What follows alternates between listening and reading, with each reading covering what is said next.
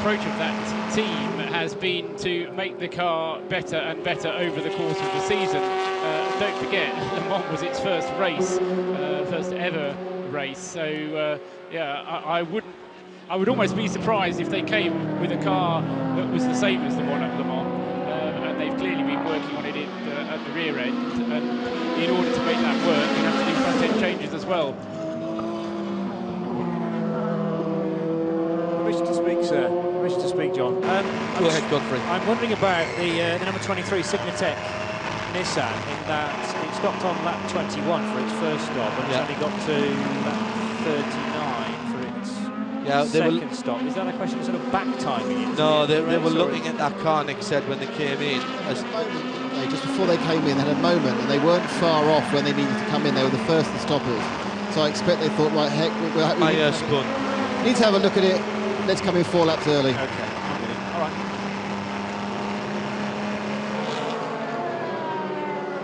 So the second set of stops for the leading runners, not imminent, but not too far away. It'll be interesting to see when Alex Wirtz comes in. Yes, as I say, he's on his 23rd lap of the stint now.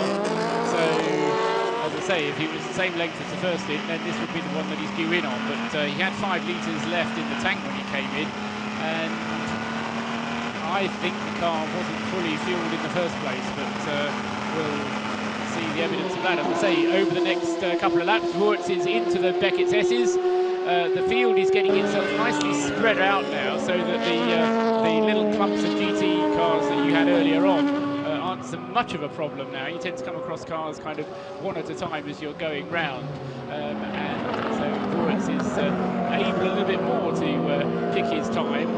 Andre Lotterer in the Audi goes through the Beckett's S's behind him. That gap has increased and increased and increased. I mean, I said that the Toyota has the pace. It's up to 20 seconds now, the gap first to second, Wirtz to Lotterer, and a further 10 seconds behind is Tom Christensen. That's been a bit more consistent, the gap between the two Audis, but the Toyota certainly seems to have a couple of tenths per lap that it can make up on the two Audis. The Audi is coming around, and in the pit lane is the Toyota. Nick Damon is near pit out. I am, but he's about to sweep past me. He'll form a bit of a right-hand kick, come into his position, and he hits his marks absolutely perfectly.